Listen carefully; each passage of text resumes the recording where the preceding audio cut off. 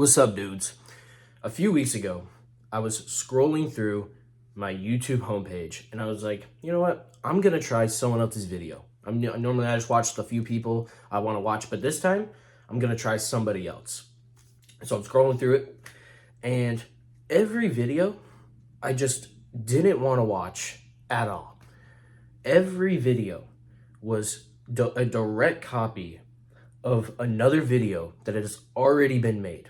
And it's because everyone's doing this dumb tactic where they look for the best title and the best thumbnail and the best whatever combination that's worked before for other people, and they're using it for their own video. So every single video is top 10 ways to build muscle fast. How I built how I lost 40 pounds of fat in 2 weeks, or top 3 ways to get a girlfriend, or this one's bad. How to make $10,000 so fast it feels illegal, or how to get a girlfriend so fast it feels illegal. Bro, everyone's copying each other.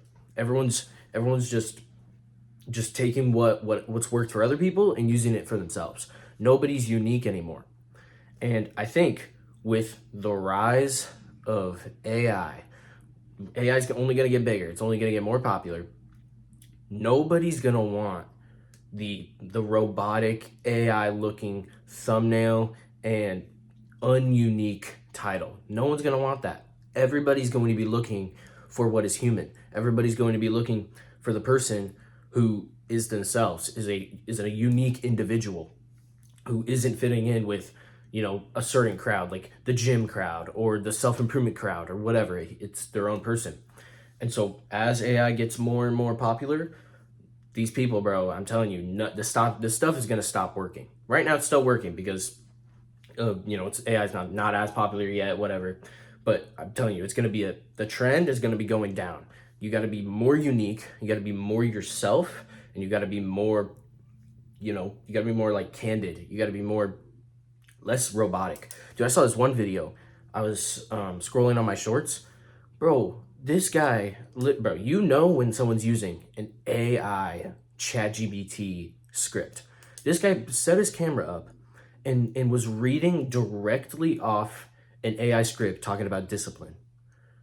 Dude, that's so bad.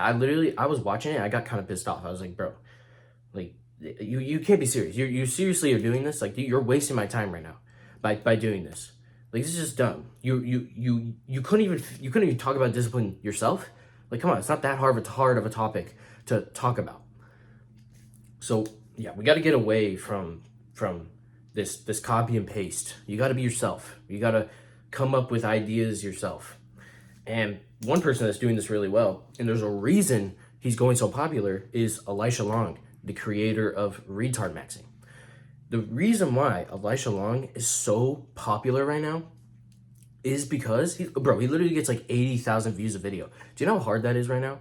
80,000 views for a video that's like 30-40 minutes long, unedited, uncut.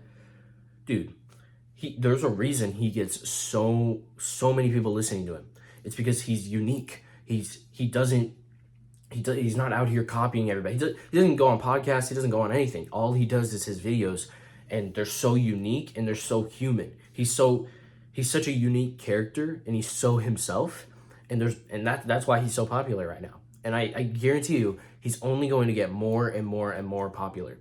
And he doesn't follow any of the directions. He doesn't have the most perfect title. He doesn't have the right hook in the beginning of his videos. He doesn't need to hook you. He doesn't need editing. He doesn't need any of it. He's just, he just sits there and freaking talks, and 80,000 people per freaking video want to listen. And so there's a reason he's so popular right now. And as AI gets better and better, freaking bro, the more popular he's going to get. And the thing with AI is you literally, bro, when I think about getting into something, like recently I got into running, right? I went on a 14-mile trail run this last I think it was Monday.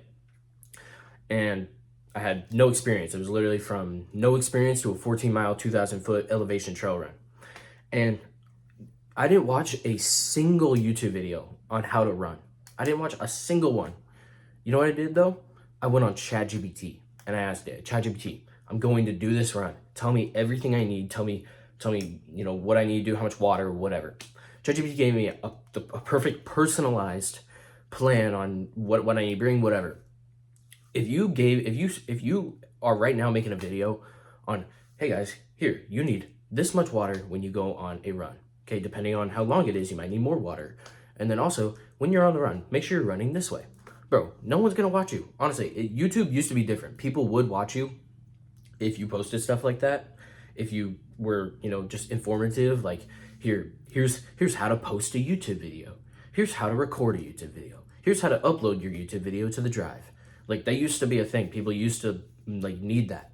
But now you can literally just go on ChatGPT and tell it your exact situation. That's ChatGPT is even better because you can give it your exact personalized situation and it'll give you a personalized freaking answer.